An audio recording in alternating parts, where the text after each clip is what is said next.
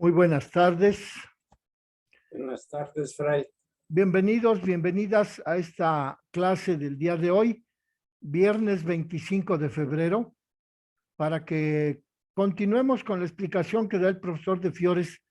del método de teología histórico crítico. Es un método histórico salvífico que tiene como fundamento el estudio de la Sagrada Escritura y del cual el profesor de Fiores dice que nos va a ofrecer la visión de la Virgen Santísima como microhistoria de la salvación. Entonces, pues eso lo dice el profesor de Fiores porque en el Cántico de la Virgen, él opina que ahí en ese cántico Dios hace ver las grandes cosas que realiza Dios en la Virgen, pero que también en ese cántico se pueden considerar el libre consentimiento de fe con que la Virgen Santísima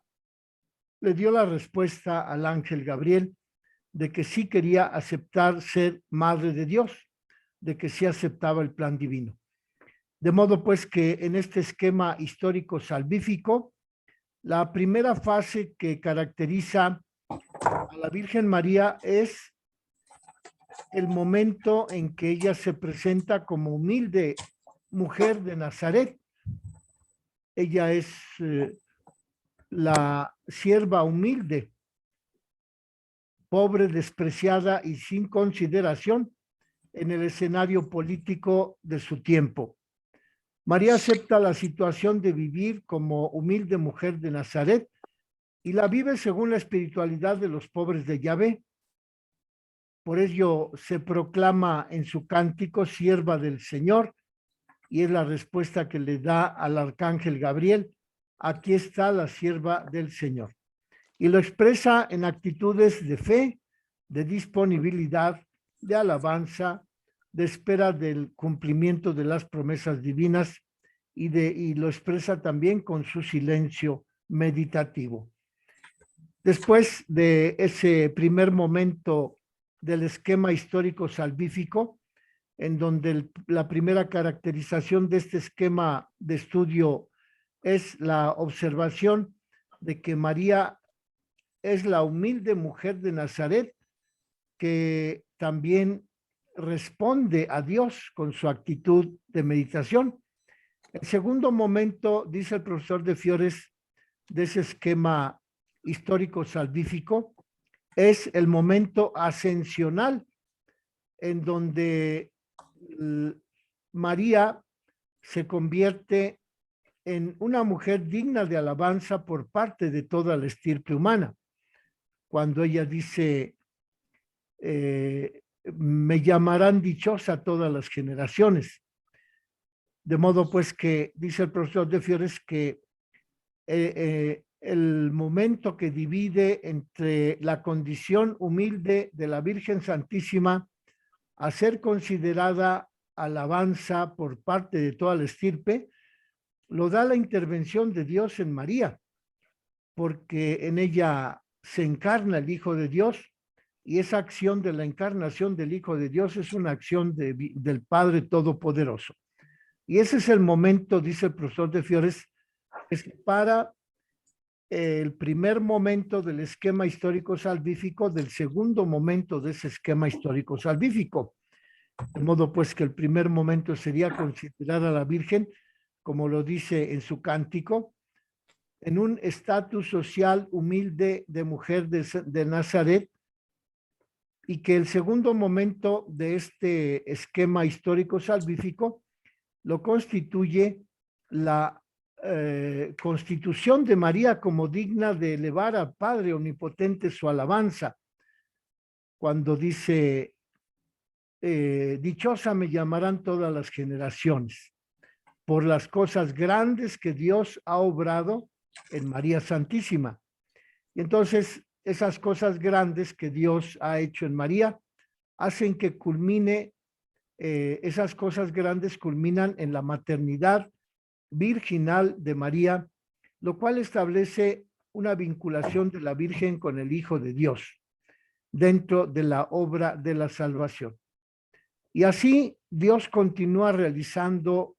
obras grandes, prodigios en María, hasta el final de su vida terrena, ya que por gracia de Dios ella es elevada al cielo, es entronizada en el reino de los cielos y es glorificado su cuerpo. María en el cielo forma con Cristo un espíritu vivificante y recibe como gracia las 4 dotes de las personas resucitadas que propone San Pablo en la primera carta a los Corintios. Es decir, esas 4 cualidades de las personas resucitadas son la incorruptibilidad, el esplendor, el poder y la espiritualidad. Y ello hace que la función de la Virgen se constituya en una maternidad divina que después puede convertirse en una maternidad respecto de los hijos de Dios. Y así desde el momento en que en el Magnificat encontramos el movimiento de alabanza y bendición que realiza María Santísima hacia Dios Todopoderoso, desde ese momento también la Virgen Santísima se convierte en madre y en creyente del plan divino del Señor Dios Todopoderoso. Y luego el profesor de Fiores pasa al capítulo 22, en donde habla de la vía de la belleza como un método de conocimiento, como un método de estudio teológico de la realidad de la Virgen Santísima respecto de su relación con Dios. Y en este capítulo dice el profesor de Fiores que la Virgen Santísima es una belleza que lleva por nombre María. Y esta mención del camino de la belleza fue inaugurado por el Papa Pablo VI en el Congreso Mariológico Mariano de 1975, en donde este método de conocimiento, este método de hacer teología, se constituye al establecer una referencia entre la dimensión de la sensibilidad del cristianismo con la Mariología en su dimensión sobre la que ha hablado de una manera magistral el autor, el teólogo Hans Urs von Balthasar. Hans Urs von Balthasar escribió un libro en 1991 y este autor, Hans Urs von Balthasar, habla de María en la estética teológica y en la teología dramática, como lo explica el profesor de Fiores en también el libro que publicó de Fiores en 1991, que lleva el título María en la teología contemporánea, publicado en Roma. Así pues, en este esquema de la Mariología como método de conocimiento a través del camino de la belleza, el profesor de Fiores nos propone esta reflexión de Balthasar acerca de lo que significa este camino de comprender la devoción a la Virgen Santísima a través de la estética, de la belleza, de la sensibilidad del ser humano. Dice el profesor de Fiores que en 1992 la Sociedad Francesa de Estudios Marianos encargó al profesor Gautier de trazar una semblanza de María según este método de conocimiento del camino de la belleza, del camino del arte, y también establecer una semblanza de María según el método de conocimiento de la vía de la verdad. Con ello, el autor de esa propuesta, Gautier, llevó a descubrir en la Virgen una obra perfecta de Dios, que produce una obra perfecta, y es juntamente ella, la Virgen Santísima, es obra y es artista, es obra maestra y productora de una obra maestra. Así lo dice el profesor, hemos dicho que se llama Gautier, en el libro que publica en 1976, diciendo que es un acercamiento a María según la vía de la belleza y de la vía de la verdad, publicado en 1975 en una revista mariana que se llama Estudios Mariológicos. Allí escribe el profesor Gautier afirmando que la Virgen Santísima es una obra maestra y a la vez es productora de una obra maestra. Por ello, los siervos de María en 1983, en su capítulo general, proclaman otro libro que tiene que ver con el camino del conocimiento de la Mariología a través de la belleza, en el libro que se lleva por título Hagan lo que Él les diga. Es un libro publicado en 1983 por la editorial boloñesa, la editorial del Nuevo Diccionario de Mariología. Y allí en ese libro, hagan lo que Él les diga, los frailes siervos de María proponen convertir la piedad mariana en un espacio, en una ocasión para la contemplación de la belleza de Dios en Cristo. Por ello, el profesor de Fiores propone que también en la Virgen Santísima se puede contemplar la belleza de Dios y que por ello ese método de la contemplación de la belleza constituye un estudio de la Mariología, porque la belleza de Dios puede verse a través de Cristo y a través de la Virgen María, y considerar que este camino de la belleza es un camino en el que el fiel creyente se adhiere a la palabra de Dios de una manera filial.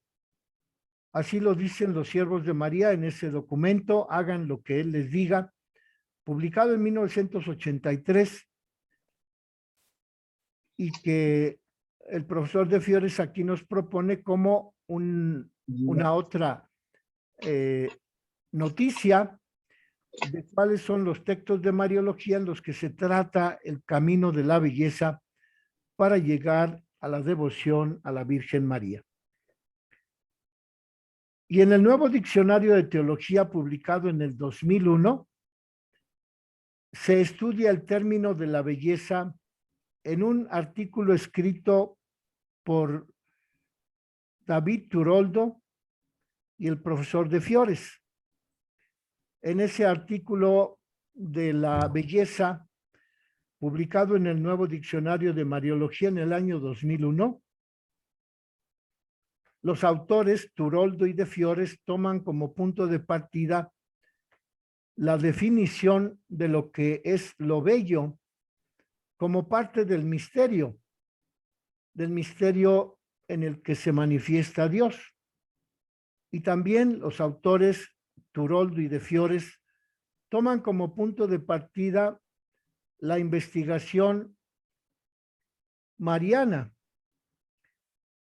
y toman como punto de contenido el objetivo de precisar el significado de la belleza de María,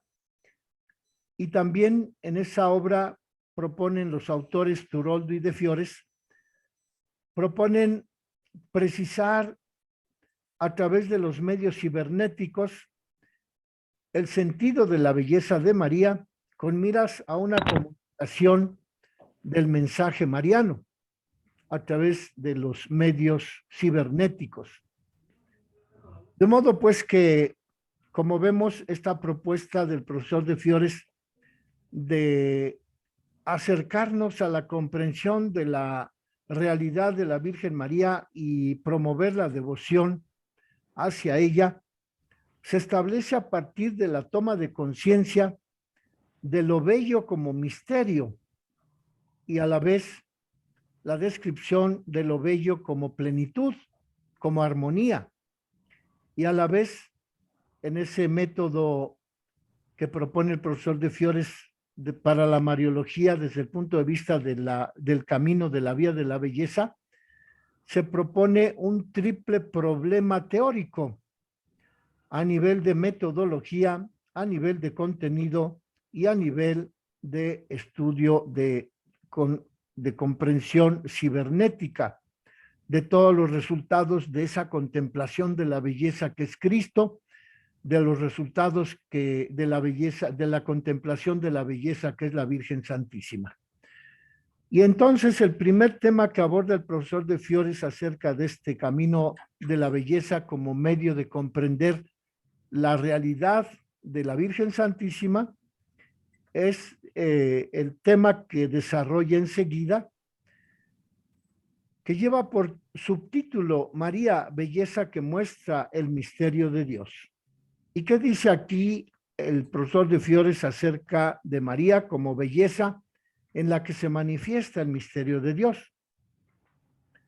Dice que en la década de los 90 se publicaron en español varios estudios referentes a la belleza de la Virgen María, unos de tipo histórico y otros de tipo pastoral o teológico. El artículo más extenso es obra del teólogo dominico Iribertegui Erazo, quien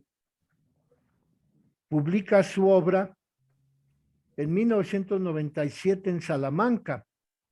en una revista que se llama Ciencia Atomista y que lleva el título La belleza de María, ensayo de teología estética. Y entonces en este artículo del padre Iribertegui Erazo, dice el profesor de Fiores que se nos presenta una aproximación al método de la comprensión de María como camino de la belleza por el método de contenido con el cual este autor Iribertegui se acerca a la comprensión de la Mariología en el campo teológico, especialmente orientado hacia el desarrollo de la estética como ciencia filosófica para comprender la belleza de la Virgen Santísima. El autor Iribertegui Erazo reconoce la novedad de este método del acercamiento a la devoción a la Virgen Santísima por la vía de la belleza, puesto que Iribertegui Erazo dice que es un método sugerido por Pablo VI, el papa que concluyó el Concilio Vaticano II, ya que dice Iribertegui Erazo que la estética teológica trata de evitar la reducción a simples conceptos y exige el uso de la intuición propia del mundo simbólico. De modo pues que este autor, Iribertegui Erazo, nos introduce en la comprensión del misterio de la Virgen Santísima por el camino de la belleza, puesto que el autor Iribertegui sigue la indicación del Papa Pablo VI en cuanto que busca abrir la intuición propia del creyente hacia el mundo simbólico de lo que representa la Virgen Santísima como medio de acercarnos a Dios. Y dice De Fiores que por este método de la vía de la belleza se recupera el planteamiento estético que impregna a la Biblia y a la teología en varios puntos de vista, en varios ámbitos de conocimiento, puesto que la capacidad de poner en práctica nuestra intuición propia que nos ayuda a descubrir el mundo simbólico de lo que representa la Virgen Santísima en la teología, es un método en el que se reconocen las metáforas. Y como sabemos, el texto del Evangelio de la Sagrada Escritura está lleno de metáforas. Y en esas metáforas, el creyente puede ascender de lo sensible a lo inteligible, puesto que el espíritu de la persona puede dejarse envolver por las imágenes físicas que representan las parábolas del Evangelio que se refieren a la Virgen Santísima. Dice pues De Fiores que hay que enfocar a la Virgen María desde la óptica de la belleza, porque según la opinión de este autor, Iribertegui Erazo, llega a una proximidad con la fuente divina, la misma belleza personal, el propio Dios. Y esta belleza está destinada a realizar la belleza encarnada. O sea que como punto de partida es la belleza que significa Dios Todopoderoso, pero que esa belleza única, fuente divina, realiza la belleza encarnada, es decir, al propio Jesucristo y a la propia Virgen María. De modo que esta fuente divina de la belleza única que se transmite a la belleza personal de Jesucristo y de la Virgen, nos lleva a un orden artístico que resulta posible como ámbito de comprensión del ser humano. Y dice Heribertegui Erazo que la Virgen Santísima se convirtió en esa belleza personal proveniente de la belleza divina. Y por tanto, al convertirse la Virgen en un método de admiración de la belleza de Dios, dice el profesor De Fiores que el cristiano concreto puede recibir también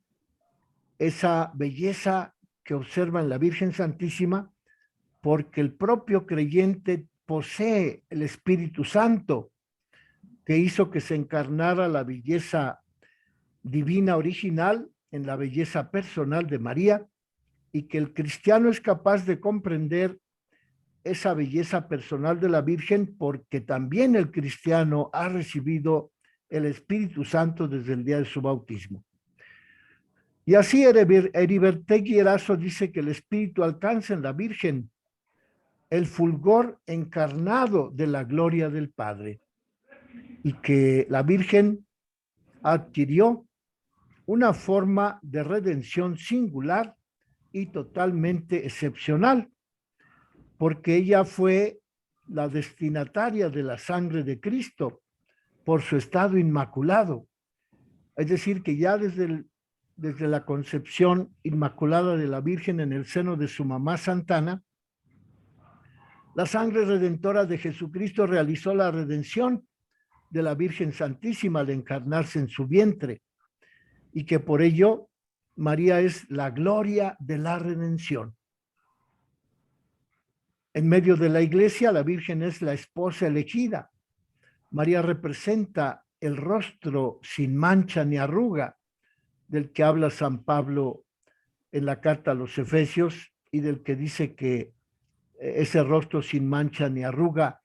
es el rostro de la iglesia glorificada en el paraíso, después de la parusía, después del Apocalipsis. Y así la Virgen, cuando recibe en su vientre santísimo, en su vientre purísimo, al Cristo Todopoderoso, ella se convierte, dice este autor Heribertegui Erazo, que se convierte en la destinataria de la sangre de Cristo y que por ello en la iglesia la Virgen es la esposa elegida. Ella representa a la iglesia cuyo rostro no tiene mancha ni arruga. Ella, habiendo recibido en su vientre santísimo, en su vientre purísimo, esa sangre redentora de Jesucristo cuando lo engendró en su vientre, ella es capaz de robar el corazón del esposo con una sola mirada de sus ojos. Es decir, que aquí se establece de qué manera